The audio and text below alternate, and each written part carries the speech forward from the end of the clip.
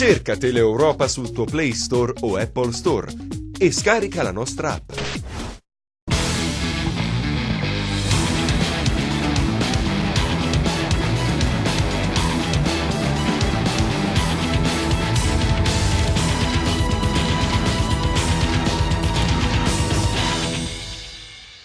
Un nuovo appuntamento all'insegna del calciomercato, sempre dagli studi di Teleeuropa Network, canale 10 del digitale terrestre in Calabria e in Sicilia orientale. L'ultimo appuntamento di stagione con tempi supplementari estate, gli intrecci di calciomercato che si vanno sempre di più definendosi e che riguardano le calabresi, il Cosenza, il Crotone, in Serie C un Catanzaro sempre più scatenato, la Regina, il Rende e la Vibonese. Poi apriremo come di consueto il cerchio sulle manovre delle grandi di Serie A, tanta carne al fuoco come di consueto in compagnia dei miei ospiti quotidiani. Un ultimo appuntamento con tante discussioni da fare. Ci è tornato a trovare l'agente FIFA, uno dei più giovani in Italia. Ben trovato a Dino Farina. Ciao Dino. Salve a tutti.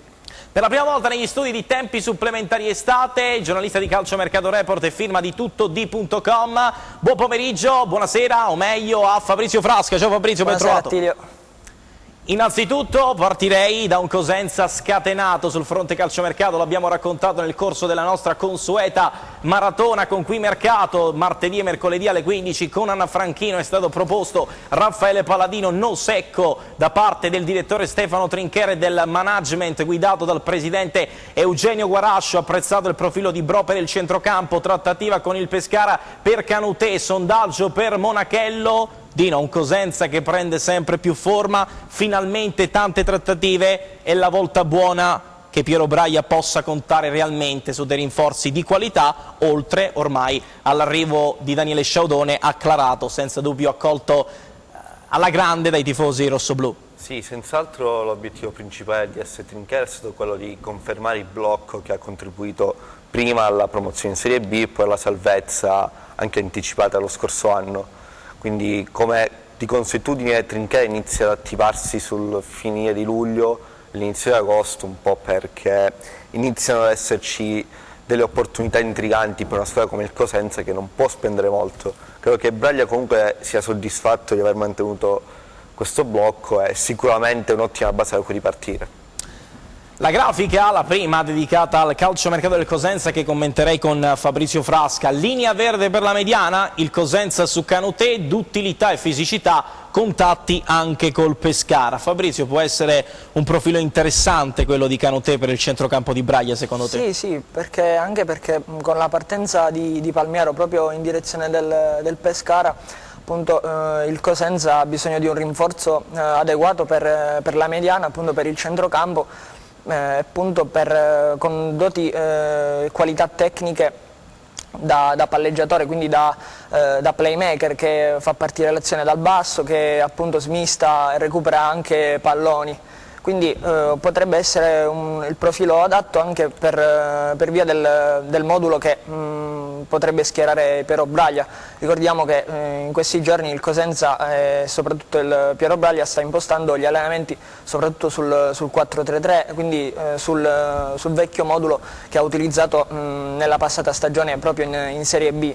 Quindi diciamo che potrebbe essere il profilo adatto e poi il Cosenza apre una piccola discussione anche riguardo all'attacco, perché il Cosenza, riferendomi proprio a Palladino, con tutto il rispetto appunto per Palladino, è un giocatore un po' troppo datato, nel senso con una carta di identità un po' avanzata. Il Cosenza ha bisogno di gente fresca che possa fare gioco di squadra, che appunto possa far salire la squadra, velocità, dribbling, quello che è mancato appunto nella scorsa stagione. I cosiddetti 10 gol della punta di rilievo sono mancati, Maniero e Litteri non hanno rispettato le aspettative. Assolutamente, tra l'altro l'interesse per Da Cruz, il sondaggio per Monachello, un giro rapido anche con Dino su Raffaele Palladino, un profilo proposto che non ha però convinto, almeno al momento. Poi le strade del mercato sono infinite, no Dino? Siamo solamente alla fine di luglio, il mercato, ricordiamolo, chiude il 2 settembre, tutto ancora può succedere, ma la risposta del Cosenza alla proposta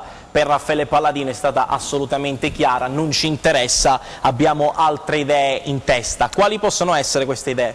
Sicuramente l'idea più probabile è che Palladino viene considerato un'ottima riserva da parte di Trinchero e del suo staff. credo che la riserva nel ruolo della sinistra si è già trovato, che è stato rinnovato il prestito alla Fiorentina, mentre credo che l'obiettivo reale sia quello di trovare un esterno sinistro in grado di fare la differenza, come fece l'anno scorso Tutino. Quindi per questo al momento l'ipotesi Palladino non decolla nemmeno. Non parte nemmeno, ricordiamo che il Cosenza corre, lotta, suda e si prepara alla prossima stagione sempre nella magnifica cornice della Sile al fresco di San Giovanni in Fiore, ambiente senza dubbio ideale, scelto quasi da tutte le formazioni calabrese che scelgono il Made in Calabria per preparare al meglio la nuova stagione. Fabrizio ha aperto il tema dell'attaccante. Dino, un attaccante di cui il Cosenza per forza di cose necessita, anche perché le possibili contendenti all'obiettivo salvezza si stanno rinforzando sempre di più, vedi il Pordenone vicino a Monachello, vedi anche una Cremonese che viaggia sempre di più verso Ciofani, c'è il nome di Fabio Ceravolo che balla un po' per mezza Serie B, è un Cosenza che deve temere qualche avversario in particolare o meglio pensare a se stessi e prepararsi a un agosto senza dubbio che sarà incessantemente pieno per il direttore sportivo Stefano Trinchera, da dover regalare al Braglia almeno altre 8-9 pedine? Sicuramente il Cosenza deve pensare a fare una squadra competitiva, quantomeno per raggiungere la salvezza in maniera anticipata, come è successo quest'anno. Però credo che l'obiettivo principale, oltre ai sostituti di Palmiero e di Tutino, sia quello di trovare una punta da almeno 10 gol. Purtroppo l'anno scorso le vicende la condizione scarsa di Maniero, gli infortuni di Littieri hanno un po' compromesso questo piano. Infatti Braglia per molte partite ha giocato col falso 9, però credo che al momento il Cosenza debba cercare una punta di spessore, una punta che sia in grado di fare la differenza. Io, se fossi in Trinchera, consiglierei di spendere praticamente a metà del budget per Torregrossa, che però è un obiettivo abbastanza ambizioso per una squadra come il Cosenza. Per un giocatore del genere è un giocatore che fa la differenza. Se il Cosenza ha realmente ambizioni di playoff, come si dice, deve puntare a giocatori del genere. Per la famosa asticella che si alzano, Fabrizio, ma riproporresti un tridente maggiormente leggero, senza punti di riferimento, magari con il ritorno di Baez, che resta sempre una pista attuale nel mercato del Cosenza, perso ormai definitivamente quasi Embalo da Cruz, è una soluzione che potrebbe riproporsi nella testa di Piero Braglia nella prossima stagione? Secondo me fra le opzioni c'è, perché appunto visto l'ottimo lavoro fatto dal tridente leggero, ovviamente non ci sarà Tutino, non ci sarà Embalo, però i giocatori appunto sul mercato con quelle caratteristiche si possono, e Trinchera se dovesse appunto Braglia optare per il tridente leggero con il falso 9, Trinchera li cercherà e li troverà assolutamente, perché appunto il Cosenza con il tridente leggero ha davvero fatto bene, ha impressionato la maggior parte degli addetti ai lavori, gli stessi allenatori delle altre squadre hanno appunto fatto i complimenti, elogiato Piero Braglia per il lavoro svolto a Cosenza, quindi fra le opzioni c'è sicuramente questa, però secondo me il Cosenza deve cercare un attaccante di razza, come ha detto Dino, appunto per garantire quei 10 gol, la doppia cifra che la scorsa stagione è mancata. Il famoso salto di qualità. Per quanto concerne invece le partenze, Dino, molti calciatori sono in lista di sbarco, Varone, su cui ci sono Alessandro e Reggiana, non ultimo abbiamo raccontato in settimana il Teramo, Mungo ormai quasi destinato alla Feralpi Salò, anche lo stesso Perez sempre nel mirino della Virtus Francavilla, ma una Virtus Francavilla che non perde di vista Baclé.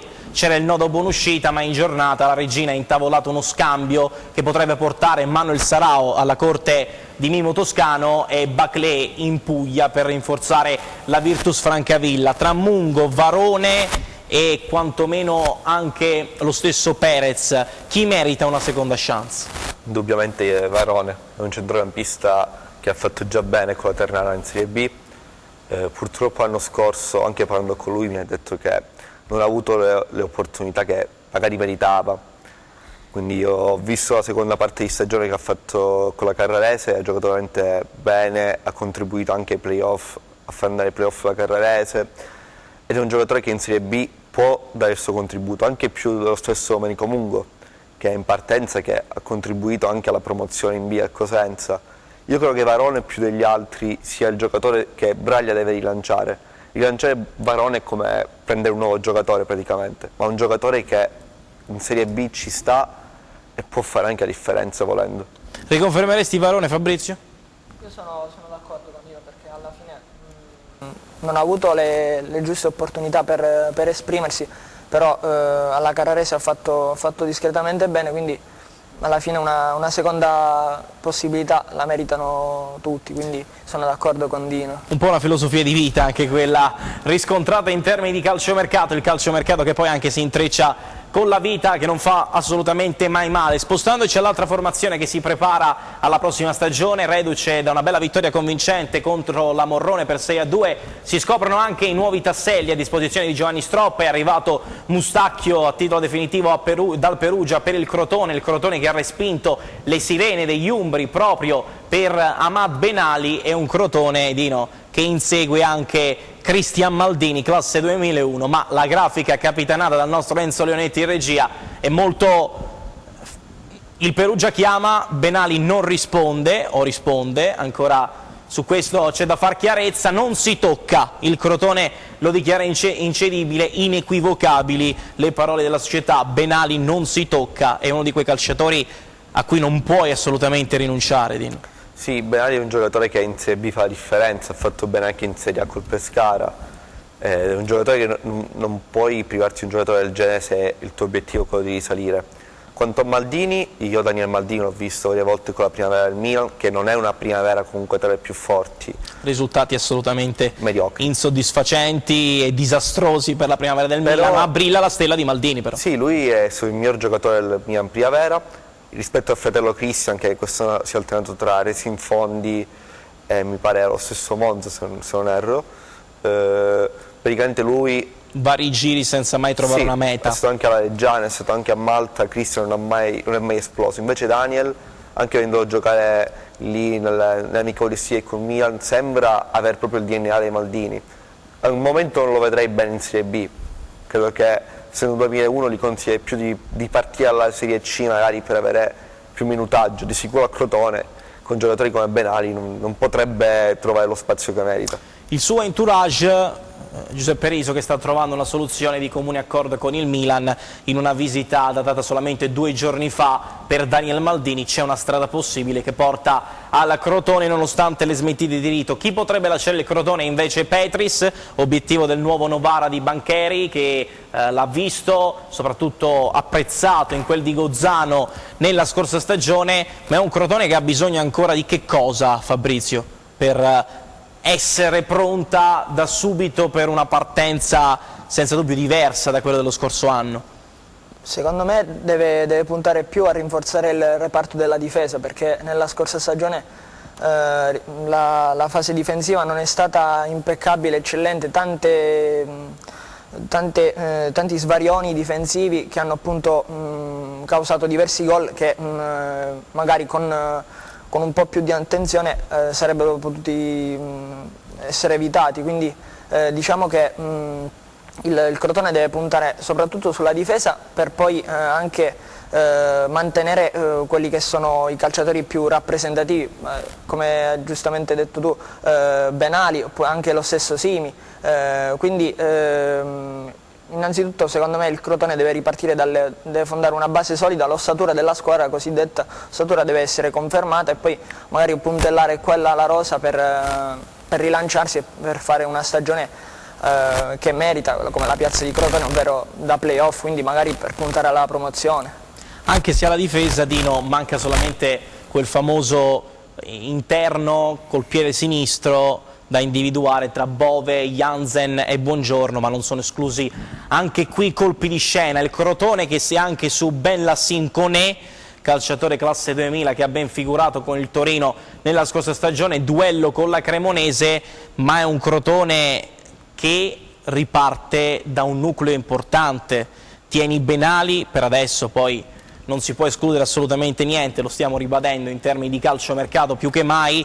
Tieni Simi, mantieni Spolli, mantieni Cordaz, una base assolutamente dal mio punto di vista all'altezza per un campionato puntando a una salvezza tranquilla, ma lo diciamo spesso, con un'ambizione di base che possa consentire al Crotone di essere stabilmente nella parte sinistra della classifica, piuttosto che, come è accaduto lo scorso anno, barcamenarsi per una zona che senza dubbio non competeva allora agli uomini guidati da Giovanni Stroppa nella zona destra della classifica, nei bassi fondi della classifica. Perdonatemi il gioco di parole. Sì, sicuramente l'obiettivo del Crotone deve essere quello di ritornare al più presto in Serie A o quantomeno competere per i playoff.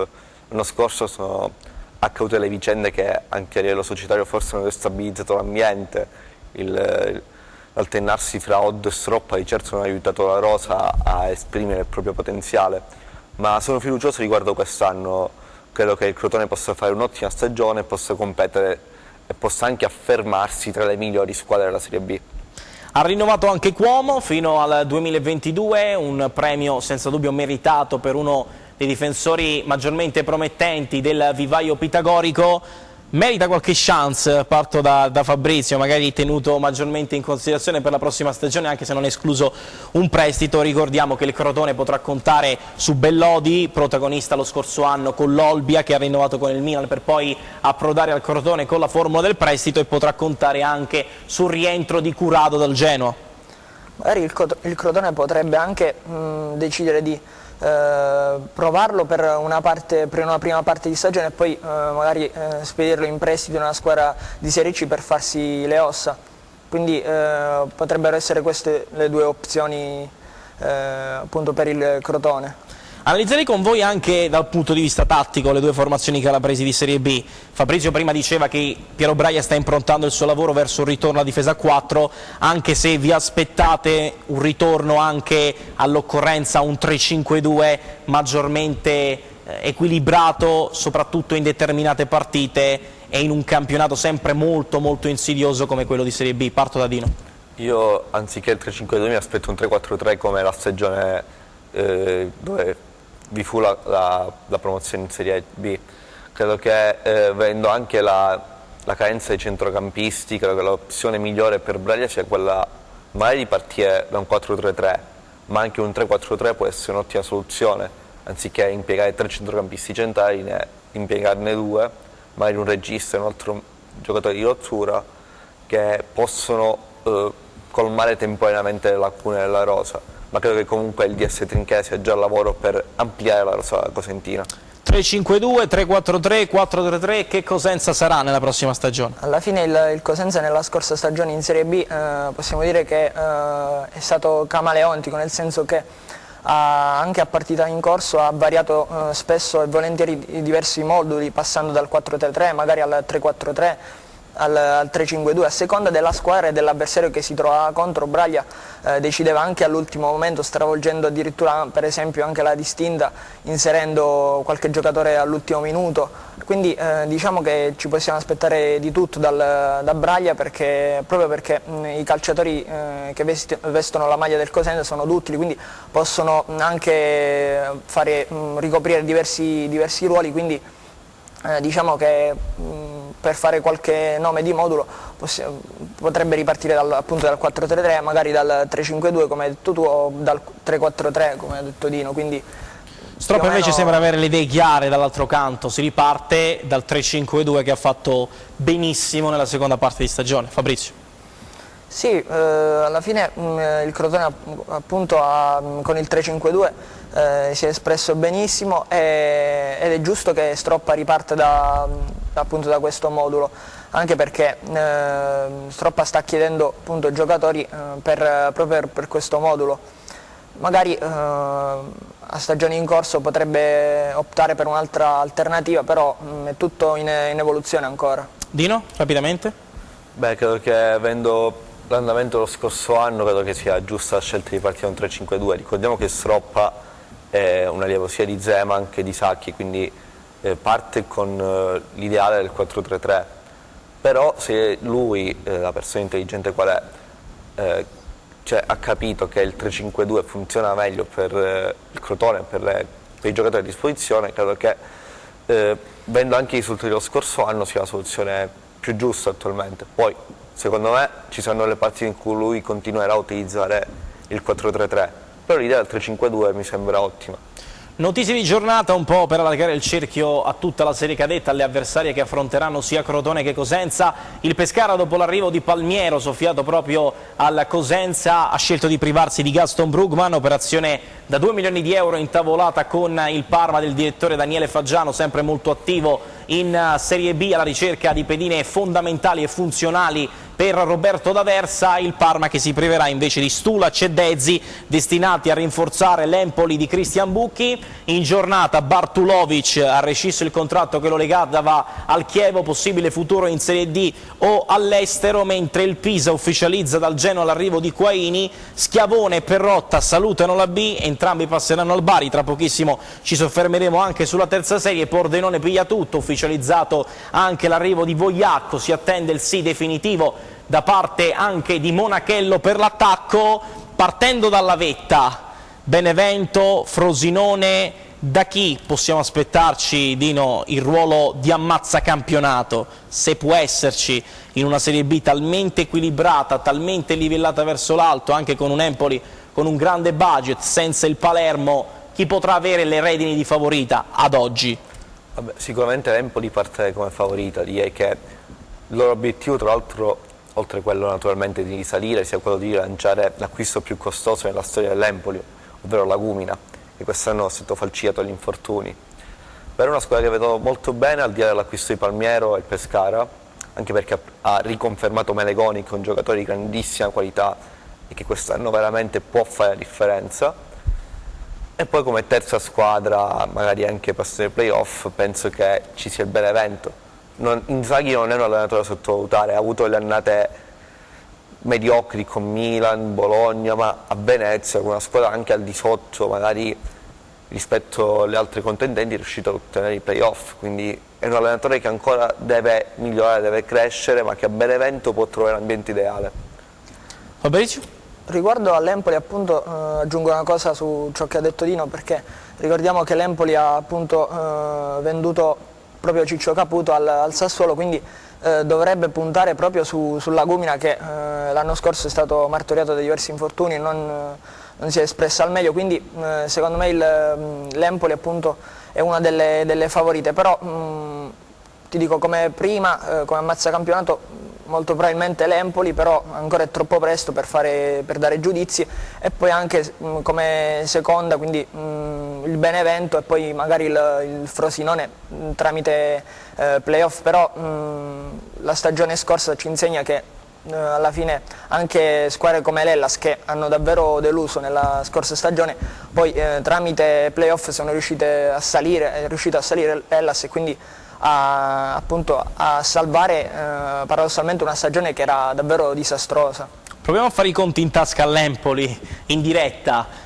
15 milioni almeno dalla cessione di Traoré alla Juventus, poi girato al Sassuolo, 8 milioni di euro per Di Lorenzo, 8 milioni di euro per Ciccio Caputo, 15 più bonus per Benasser, 8 per Krunic, cifre spaventose, almeno 65 milioni di euro di introiti, considerando anche le plusvalenze future e il paracadute. Ma dobbiamo fermarci per la pubblicità, torniamo sempre a Tutto Calciomercato a tempi supplementari estate. Vi aspetto.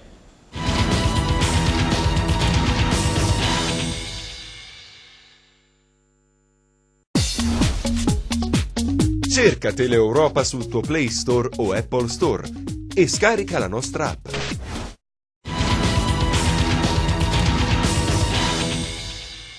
Ancora all'ultimo appuntamento di tempi supplementari estate, prima della pausa estiva, stiamo raccontando il calciomercato, il meglio nella casa del calciomercato calabrese.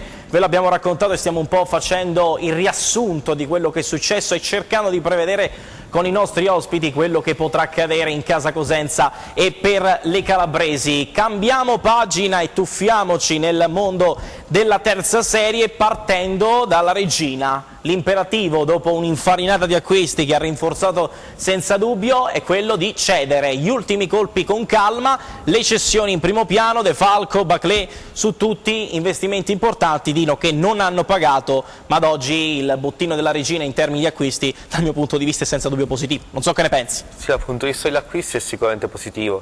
Certe cessioni, come anche quella di Baclé, che ha uno stipendio importante, credo sia appunto la priorità, perché Baclé è stato, diciamo, l'acquisto peggiore della scorsa annata, purtroppo anche per alcune questioni fisiche ma anche tattiche, perché comunque la Regina pensava di aver acquistato un titolare, invece Baclé ha avuto fortune sia in C che in B col Cosenza, partendo dalla panchina. Un po' in NBA, in America si usa il sesto uomo, diciamo il 12° uomo, colui che verso il 60... Ciò che ha fatto a Cosenza, soprattutto, sì, anche. Cioè è colui che subentra al 60-65esimo e in quella mezz'ora barra 25 minuti fa la differenza, perché in quei minuti non riesce, non deve contenersi a livello fisico, a livello anche di resistenza, e può fare differenza. La Regina pensava che per 90 minuti Baclé potesse fare la differenza, invece non è stato così.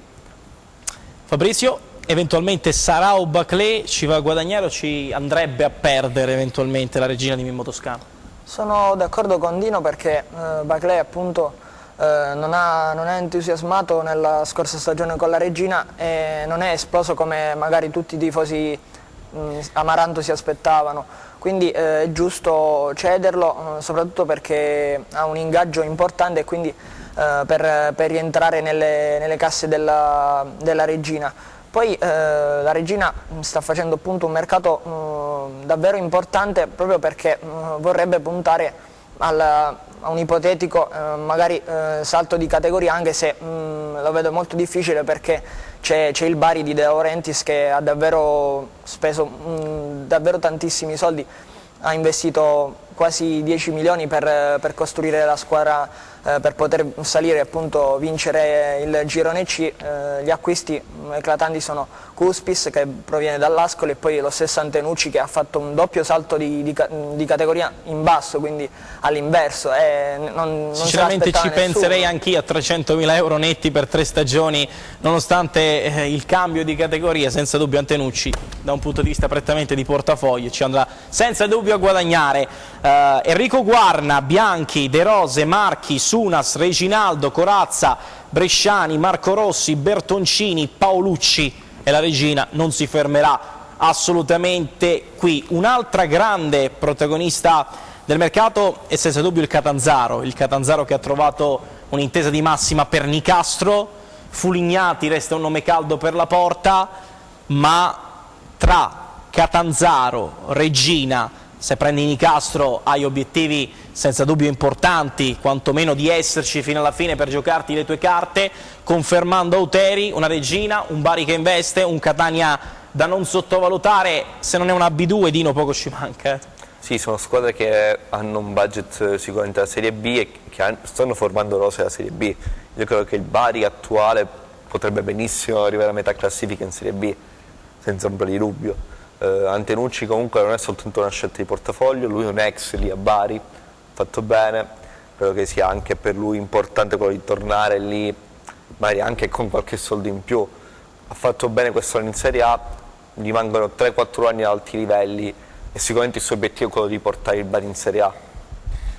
Senza dubbio. Il Catanzaro ha qualcosa in più della Regina o la Regina ha qualcosa di più del Catanzaro? Ad oggi, perché ricordiamo, il 2 settembre poi avremo tempo e modo per commentarlo. Secondo me è difficile fare tuttora paragoni fra queste due squadre perché stanno davvero impressionando in questo mercato estivo. Ovviamente manca ancora un mese più o meno alla fine del mercato, che si chiude appunto il 2 settembre, quindi Regina e Catanzaro potranno ancora rinforzare la squadra, però per quanto riguarda il Catanzaro, anche vista la brutta sconfitta nel doppio confronto della scorsa stagione con la Feralpisalò, c'è voglia di rivalsa e di magari puntare un posto un po' più in alto anche nei playoff, magari una seconda posizione come ha fatto appunto il Trapani, che poi è riuscito a compiere il salto di categoria andando in Serie B.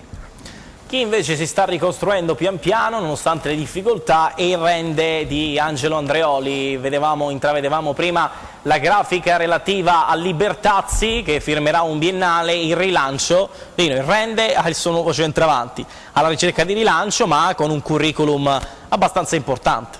Sì, Libertazzi è un giocatore che in Serie C secondo me può dare ancora qualcosa. La squadra comunque non mi sembra male, certo ci sono lacune evidenti che ancora non hanno colmato, ma siamo ancora all'inizio del mercato. Direi che sul progetto dei giovani va bene, anche se hanno una Berretti che secondo me può colmare le lacune, o anche dei giocatori in uscita alla primavera del Cosenza che possono aiutare gli obiettivi della squadra, perché comunque si sa che il budget è esiguo rispetto a quello delle altre società di C. Credo che non abbia senso magari ciò che hanno fatto in passato, ovvero prendere continuamente prestiti da altre squadre, ma sono fiducioso che Gagliardi e il suo staff lavoreranno al meglio per rendere almeno il rende competitivo, non come ai tempi, come le ultime due rose, ma quantomeno per fare una salvezza tranquilla. Siamo al 25 luglio, Fabrizio, è così utopistico pensare ad una salvezza del rende oggi? Ad oggi la squadra, come ha detto Dino, ha ancora delle lacune anche soprattutto a centrocampo. Magari ricordiamo appunto la partenza di Mimmo Franco, che è andato al Cesena, ha raggiunto appunto Ciccio Modesto. E poi anche Aua giustamente, e quindi diciamo che il rende ha ancora tempo per rinforzarsi e appunto fare un campionato tranquillo, magari puntando come sempre ai playoff e una salvezza tranquilla. Vedremo anche come si risolverà il caos legato ai ripescaggi con Audace Cerignola e Bisceglie che stanno lottando.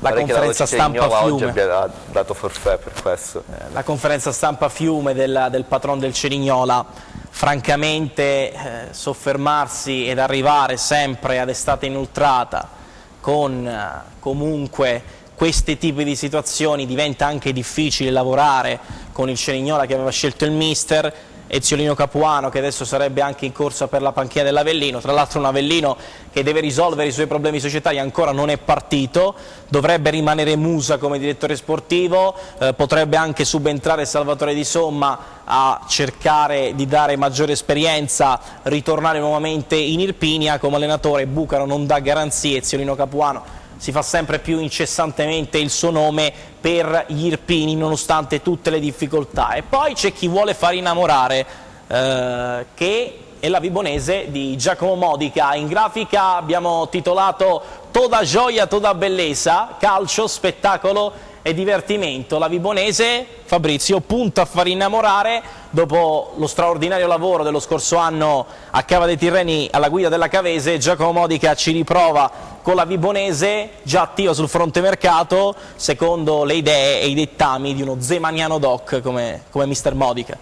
Sì, sono d'accordo perché appunto, come giustamente titola la grafica, la Vibonese punta a divertire e far divertire perché ne ha le possibilità, soprattutto con un direttore sportivo come lo Schiavo. Quindi appunto la Vibonese ha ancora tempo e potrebbe anche regalarsi qualche acquisto magari di categoria, o magari anche qualche giovane interessante, per esempio, per citarne uno, Alessandro Prezzabile, che è arrivato dal Marsala, davvero un talento in prospettiva importante, con i siciliani in Serie D nel girone ha davvero fatto bene, ha raggiunto la doppia cifra, quindi è un talento davvero importante che potrebbe far bene alla Vibonese. Come lo stesso Tumbarello, come lo stesso Mendola, come lo stesso Greco, in attesa anche possibili di nuove nomine e di nuovi rafforzamenti nel management della formazione capitanata dal presidente Caffo. Prima di aprire la parentesi dedicata al mercato di Serie A, Fabrizio, proviamo a sfruttarti anche, no? Aprendo una pagina sulla Serie D. Come si stanno muovendo le formazioni calabresi? Da chi dobbiamo aspettarci grandi cose? Da chi fino ad ora ti aspettavi qualcosa in più? Allora, fino ad ora quelle più attive sul mercato sono al primo posto per fare una classifica, la Cittanovese. Te la senti di fare le classifiche? Più o meno, cioè, guardando anche il numero degli acquisti, anche soprattutto tenendomi conto su questo, la Cittanovese e il Castro Illari ne hanno acquistati diversi e ne hanno confermati alcuni. Per esempio, per citarne qualcuno, a Castro Illari con i rossoneri hanno firmato il rinnovo Vona, Puntoriere, Canale e anche Miocchi, che sono 4 calciatori della passata stagione. Quindi anche nella Cittanovese ha rinnovato appunto Cianci, che è un difensore esperto che ha fatto bene anche nella scorsa stagione. La Palmese a breve dovrebbe ufficializzare i primi colpi. Per quanto riguarda il Corigliano ancora vive una fase di attesa, perché riguardo alla questione dello stadio, del campo di allenamento, tuttora pare non ci sia l'accordo fra l'amministrazione comunale e la società appunto biancoceleste per quanto riguarda un campo per gli allenamenti e per la Juniores, perché oltre a quello principale dove giocherà appunto il Corigliano le partite casalinghe, la squadra vorrebbe, il mister vorrebbero un futuro mister vorrebbero un campo per gli allenamenti, per non sfruttare troppo quello principale. E poi il Roccella riparte da Capitan Scuffia, che è il portiere ed è appunto il capitano della squadra, e poi in questi giorni ha ufficializzato anche un ex Castrovillari, Alessandro Miceli, che è un difensore. I tifosi rossoneri ricorderanno appunto lui per la cavalcata che ha portato appunto il Castrovillari 2 stagioni fa dall'eccellenza alla Serie D. E poi c'è la questione Palermo che è ancora in ballo, no? Sì. Ancora da decifrare, un mistero che tra poco verrà svelato con la società che è stata affidata alla gestione Mirri. Attenzione anche ai possibili profili boemi per la panchina del Palermo. Mi riferisco a Zdenek Zeman, uno dei nomi più forti e più caldi per la panchina. Dino, provo a mettermi nei tuoi panni, no? Che cosa si proverebbe a portare un estremo difensore classe 2002 dal Pratafalchi, club di promozione della provincia di Pordenone, a firmare un triennale col Paris Saint-Germain? Stiamo parlando di Denis Franchi, una storia che è assolutamente del clamoroso, bellissima. Leonardo gli ha regalato un sogno, si è letteralmente innamorato di questo estremo difensore, tanto da fargli firmare addirittura un triennale. Sì, in realtà non ha giocato l'ultima stagione in promozione, ma l'Under 17 l'Udinese, l'ha visto in Udinese Milan, da lì una delle prime cose che ha fatto Leonardo è appunto contattato il ragazzo e portarlo su a Parigi. È un giocatore che sicuramente credo abbia dei margini di miglioramento, però non è così reale. Ci sono molti giocatori che vanno tra eccellenza e promozione che secondo me con i giusti allenatori, i giusti allenamenti possono emergere tra i professionisti. Purtroppo il mondo dilettantistico dalla stragrande maggioranza del calcio nazionale è un po' trascurato, altrimenti molti ragazzi potrebbero avere l'opportunità che ha avuto questo giovane ragazzo. Assolutamente. Invece un altro sogno che si è realizzato è quello di Daniele De Rossi e il Boca Junior volato in Argentina. Vediamo le immagini della partenza di Daniele De Rossi verso l'Argentina, gentilmente concessi da CorriereGiallorosso.com. Daniele, questa nuova avventura in Argentina, ma che emozioni? Attento, che emozioni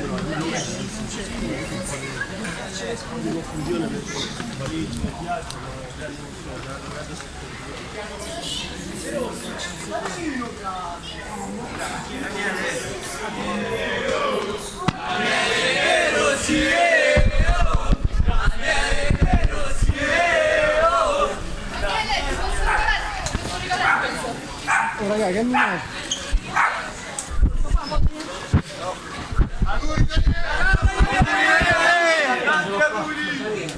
Immagini non proprio pulitissime, ma l'amore dei tifosi giallorossi viscerale verso un'altra bandiera del calcio italiano che se ne va, decide di sposare il progetto Boca Junior tenendo fede alla maglia giallorossa fino alla fine. Tra poco entreremo nei meandri delle varie vicende, no? Di Icardi, di Lukaku, di Edin Dzeko, delle novità di giornata. Prima un commento sull'ultima bandiera del calcio italiano, parto da Fabrizio. De Rossi che vola in Argentina è un po' una tristezza per tutti gli amanti del calcio, per un calciatore che magari poteva ancora dar qualcosa in Serie A. Sì, alla fine però ha scelto appunto di non tradire tra virgolette la maglia giallorossa e gli stessi tifosi giallorossi, non andando magari in una squadra di Serie A, oppure per esempio, per citare qualcuno, Buffon che è andato al PSG dopo è ritornato alla Juve, oppure non lo so, magari appunto la scelta di De Rossi è stata ponderata e appunto non ha scontentato soprattutto i tifosi giallorossi che lo hanno acclamato sempre e quindi alla fine se il suo desiderio era quello di continuare a giocare e soltanto appunto per non scontentare i tifosi giallorossi ha trovato questo contratto con il Boca, è una scelta di cuore anche appunto per continuare a giocare, questa è la sua volontà, ha compiuto una scelta ponderata e giusta alla fine. Lino? Invece io credo che sia più una scelta romantica la partita dei Rossi, perché si sa che lui è un appassionato anche di calcio argentino, il fatto che il DS del Boca sia Nicolás Burdisso, il suo compagno di squadra, credo che anche ci sia dal suo punto di vista l'ebbrezza di provare a giocare un classico fra Boca e River, credo che sia una delle cose che più può stimolare un giocatore, entrare alla Bombonera. Diego Maradona che li aspetta, l'amore dei tifosi degli Xeneize è subito travolto da un'onda di entusiasmo. Io credo che lui voglia concludere così la propria carriera con un'esperienza che possa motivarlo, credo che oramai per lui i soldi non siano un problema, probabilmente potrebbe anche giocare gratis, ma l'importante per lui credo che siano le motivazioni. Ricordo 2 anni fa un'intervista con Lea Dania che appunto diceva che avrebbe terminato soltanto quando sarebbero venute meno le motivazioni, e credo che lui al momento sia una delle persone più motivate, uno dei calciatori più motivati, e soprattutto il progetto lo ha ispirato più di tutti, credo. Entriamo nei tormentoni, però prima uno sguardo anche alle caratteristiche tecniche per chi non lo conoscesse, anzi gustiamoci meglio i migliori numeri di Romelu Lukaku.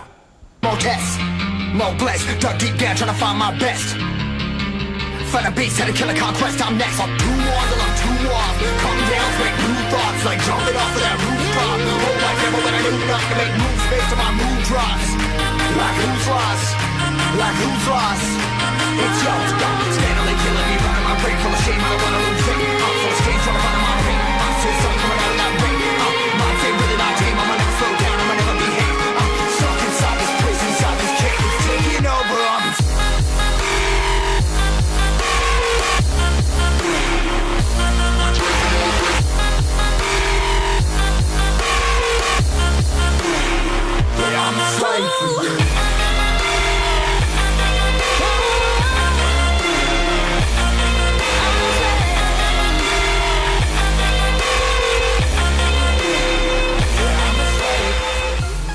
Romelu Lukaku, il sogno non tanto proibito di Antonio Conte, l'Inter continua ad esserci, continua a lavorare ai fianchi per convincere il Manchester United, tentando l'inserimento anche di Ivan Perisic nella trattativa per cercare di abbassare il cash. Al momento il Manchester United non intende scendere sotto la valutazione fatta di 80 milioni di euro con Ivan Perisic, per cui sta spingendo sempre di più il Monaco.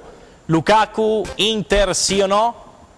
Secondo me sì, dipenderà poi tutto dalla cessione di Icardi, però credo che l'accordo col giocatore credo già ci sia, visto che già stanno trattando i 2 club.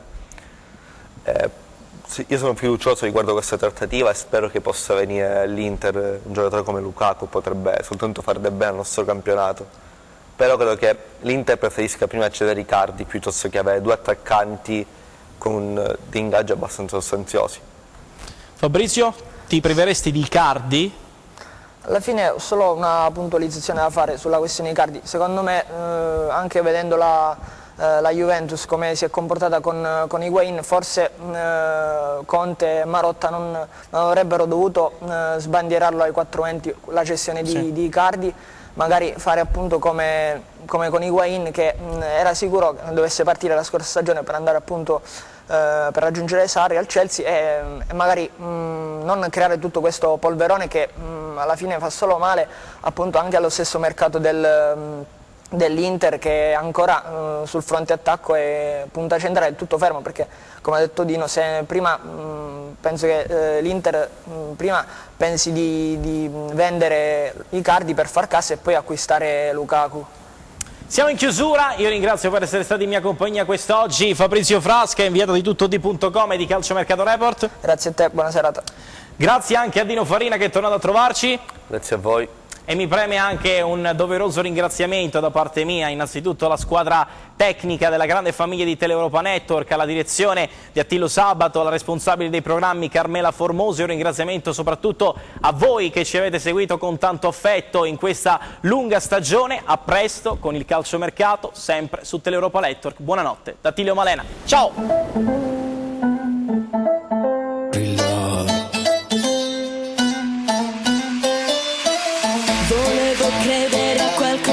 forse un po' di più.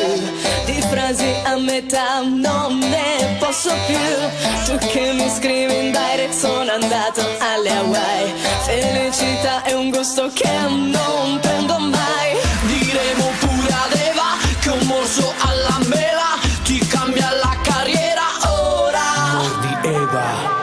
E lasciami ballare tutta l'estate, quando il sole sale sento la pelle urlare. Il cambiamento sotto una luna nuova, da una finestra suona la musica che fa.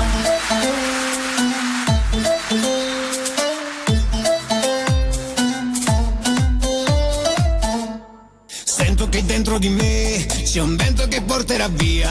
Dite ad Adamo che senza peccato chiudi la busta Maria. Scappo da questo motel, questa casa non è più la mia. Ho imparato con occhi diversi che sotto la pelle restiamo noi stessi. Che l'estate ad un passo da me, che l'estate non fa per te. Che l'estate ad un passo da chi sa sognare come me.